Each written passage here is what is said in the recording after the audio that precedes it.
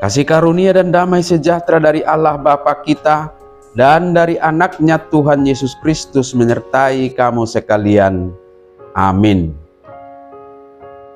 Shalom, saudara-saudari sahabatku yang terkasih di dalam nama Tuhan Yesus. Firman Tuhan yang hadir menyapa kita hari ini, hari Selasa, tanggal 28 April 2025, tertulis di dalam 1 Yohanes pasal 2 ayat 24. Mari sahabatku, kita simak dan renungkan firman Tuhan yang menjadi kekuatan dan inspirasi untuk menjalani hari ini. Demikian. Dan kamu, apa yang telah kamu dengar dari mulanya, itu harus tetap tinggal di dalam kamu. Jika apa yang telah kamu dengar dari mulanya itu tetap tinggal di dalam kamu, maka kamu akan tetap tinggal di dalam Anak dan di dalam Bapa. Miyamma di bagasan hamu nabi negemuna siam mulanai. Molomia di bagasan hamu nabi negemuna siam mulanai. Miyamma nang hamu di bagasan anahi, dohot di bagasan amai. Demikian firman Tuhan. Saudara-saudari sahabat renungan harian yang dikasihi Tuhan, saat ini kita hidup di zaman yang cepat berubah-ubah.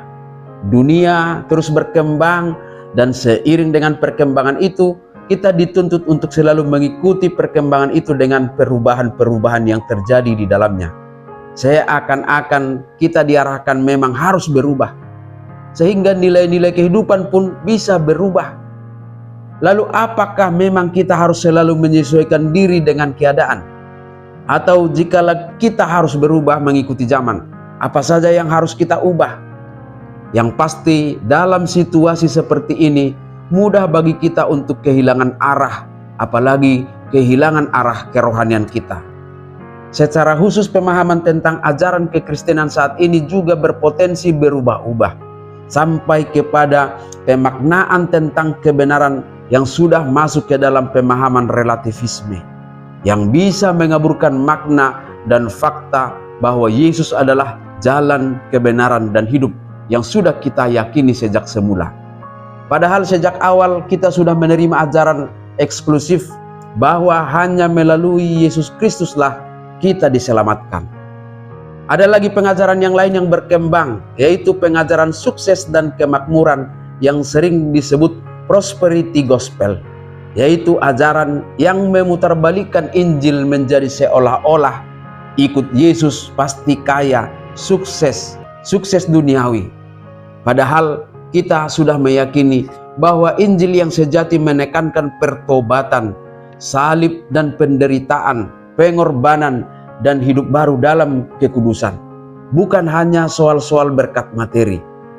Ajaran sinkritisme yang mencampur ajaran kekristenan dengan ajaran lain juga muncul. Ada lagi ajaran modern yang berusaha mempermanis Injil dengan menghilangkan kata-kata tentang dosa, murka Allah, dan kebutuhan akan pertobatan. Akibatnya, orang tidak sadar lagi kalau sesungguhnya dia perlu diselamatkan. Dan tentu banyak pengaruh-pengaruh lainnya yang bisa merusak iman sejati kita tentang Yesus Kristus. Oleh sebab itu, kita diajak untuk kembali kepada kemurnian, purinitas ajaran kabar baik tentang Yesus Kristus, yaitu Injil yang sejak semula mengumandangkan kasih dan pengampunan, pertobatan dan keselamatan, pembaruan budi dan perbuatan baik yang kita terima melalui iman kepadanya.